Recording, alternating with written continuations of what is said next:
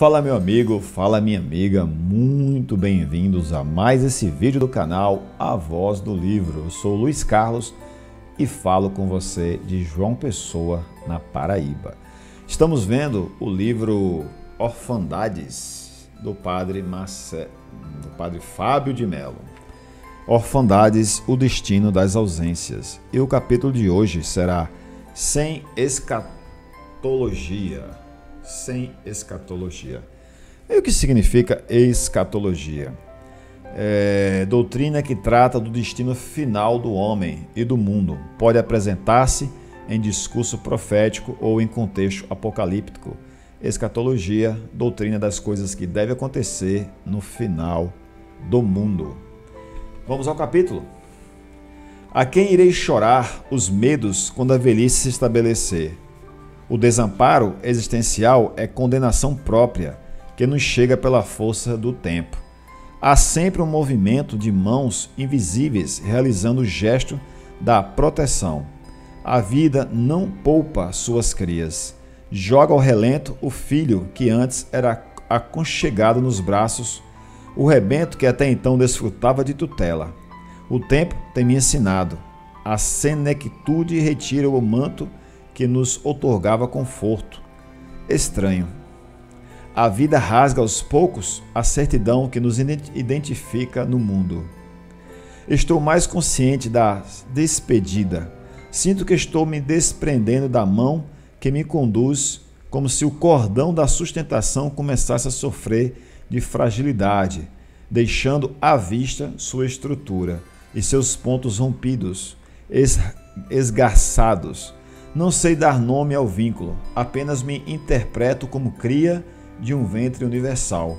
Qualquer conceito que nos reporte ao que é comum a todos, a este código que nos assinala a testa e nos denuncia viventes. A desproteção hoje, tão evidente, teve início com o parto, no momento em que foi decepado o cordão que me prendia ao conforto de minha matriz. Nascer é receber a imposição da sobrevivência. A simbiose que antes me supria de sangue, carnes e ossos teve o seu fim. O ser que até então se escondia na penumbra da cidade materna foi arrancado e exposto à luz. A existência sofre agravos com o tempo. É feito inflamação. Com o passar dos anos, o espinho na carne ofende a saúde. Na juventude, ele incomoda menos, por vezes nem mesmo dói. Serve como instrumental, que coloca a alma em doce estado de subversão. Eu vivi assim, a fragilidade nos colocava nos braços um dos outros. Noites e noites aconchegados em braços e colos, que sobereavam temporários imperfeitos, mas propensos ao gozo. O prazer nascia da imperfeição do inacabado, que rompia a pele, da carência que brilhava harmoniosa aos olhos dos que se dispunham a amar. Estou me tornando cada vez mais pusilânime. Tenho um agravante. Nunca cultivei esperança de transcendências. O que sempre tive da vida foi sua face, as claras, o brilho histórico dos motivos que se materializaram diante dos meus olhos. Não me ocupei de razões ocultas, devoções religiosas, ritos, que alinhavam-se minha alma a alguma forma de promessa redentora, escatológica. Tenho concluído, o valor da fé se avoluma com a despedida da destreza da mocidade. Observo que a fé em Deus é socorro que se recebe também no corpo. Vejo Idalina, grita ao céu sempre que a vida a aperta. Encontra conforto em ladainhas, rosários, novenas, jaculatórias. Vive a somodear com desatino tudo o que a aflige. Foi condicionada a entregar a vida nas mãos de Deus. Aprendeu a dividir o fardo com a ausência torturante das divindades. Mas deu certo. Vez em quando eu a vejo passar na porta da minha loja com as feições cobertas de desespero. Faz sempre da mesma forma. Entra na igreja e 1 hora depois sai de lá refeita, reconciliada com a serenidade. Eu não sou assim. Nunca soube dividir minhas lutas. Não encontrei este Deus a quem Dalina atribui o poder de recolher-lhe os fardos. É provável que eu nunca tenha andado nas mesmas estradas que ele. O que dele sei é por meio das notícias que me chegam. Meirinha veio trabalhar em minha casa depois da morte de meus pais. É evangélica. Vive me relatando os milagres que vê acontecer em sua igreja. Acho esquisito. Não acredito em uma só palavra que Meirinha pronuncia, mas sempre me pego perguntando-lhe se houve milagre nos últimos cultos. Sempre há, porque, segundo ela, Deus não deixa de operar.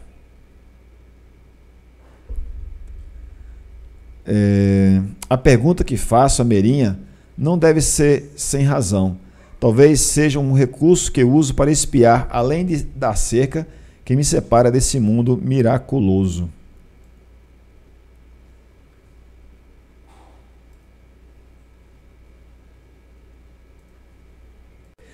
Minha descrença não é por acaso. De minha mãe, herdei a premissa: Deus é criação humana.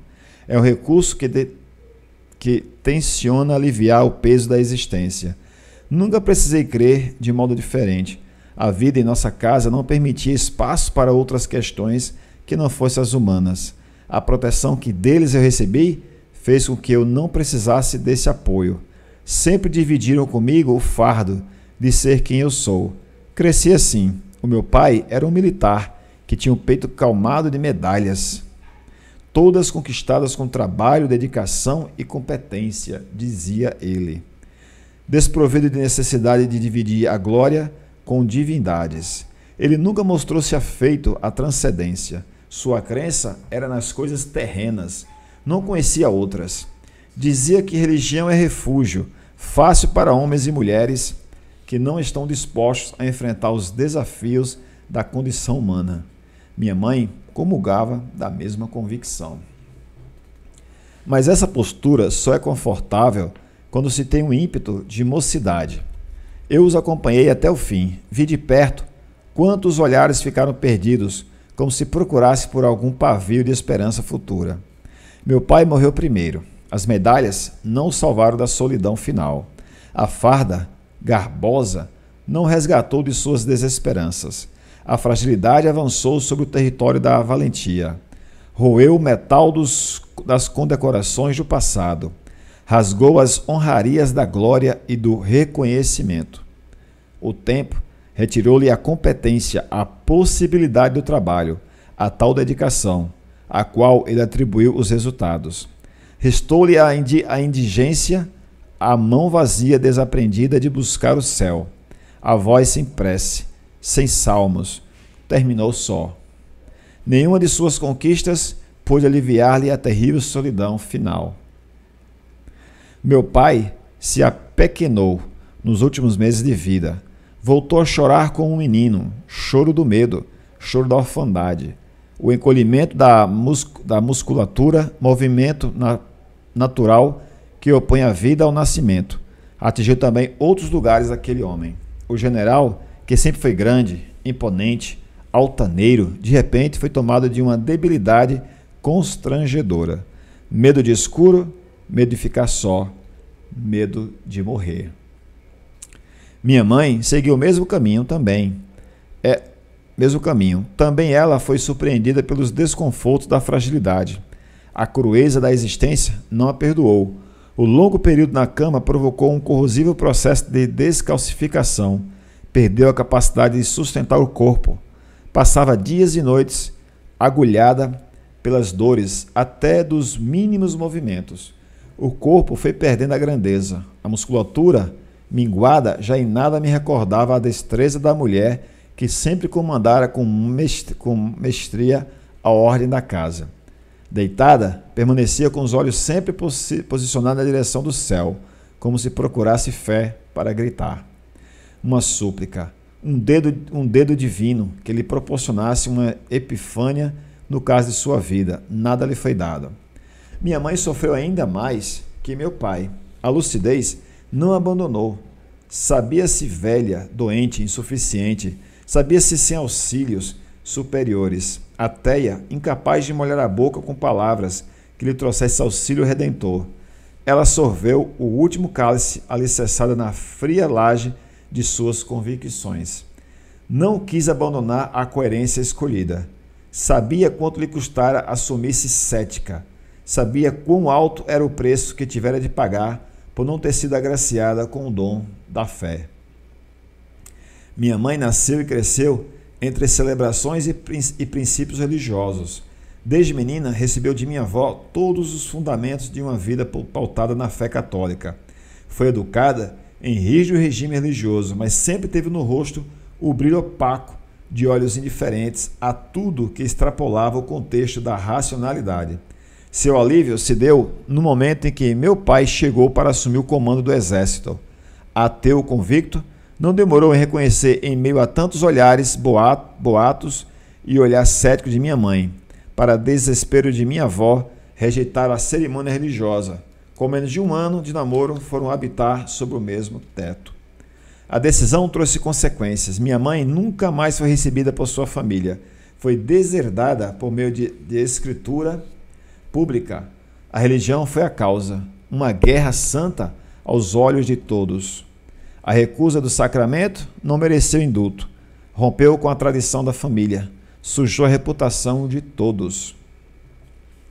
Meus avós nunca mais lhe dirigiram a palavra.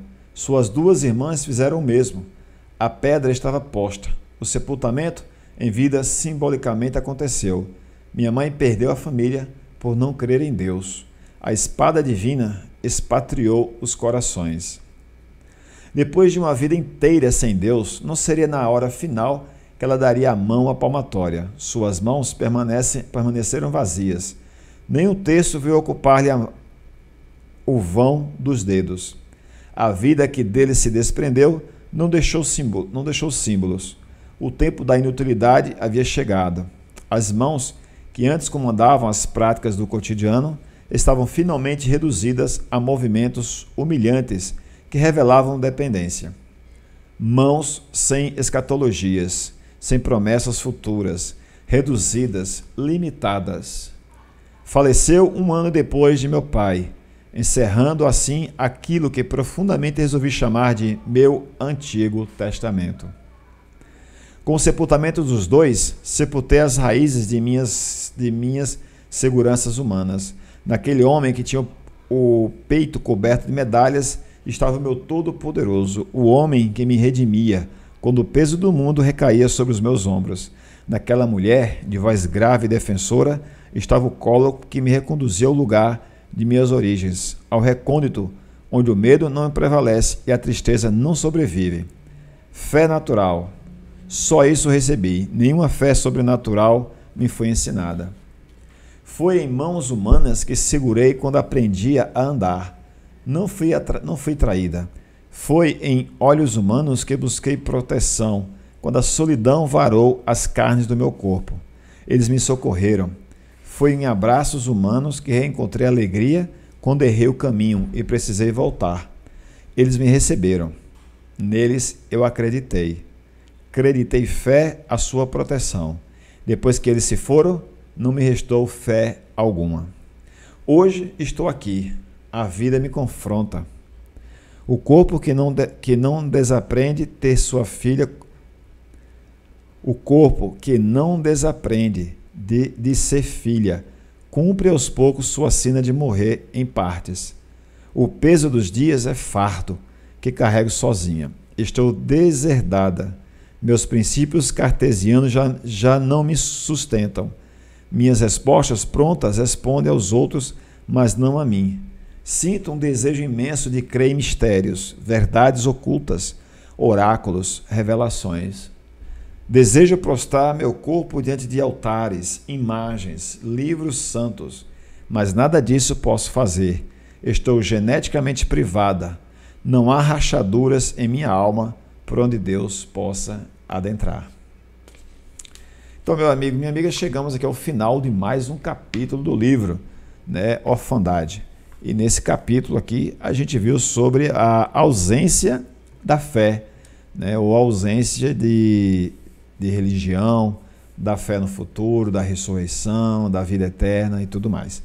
Este foi o capítulo 5, se não me engano, né, do livro.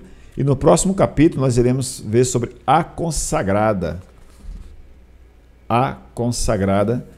E eu convido você a nos acompanhar no próximo capítulo. E antes de mais nada, quero agradecer a você que chegou até essa parte do vídeo. E se você gosta do nosso conteúdo, eu sempre falo aqui e nunca é demais repetir. Se você gosta do nosso conteúdo, você é convidado a fazer parte aqui do nosso canal, se inscrevendo, deixando o seu like e também compartilhando com alguém que você sabe que vai gostar do nosso conteúdo.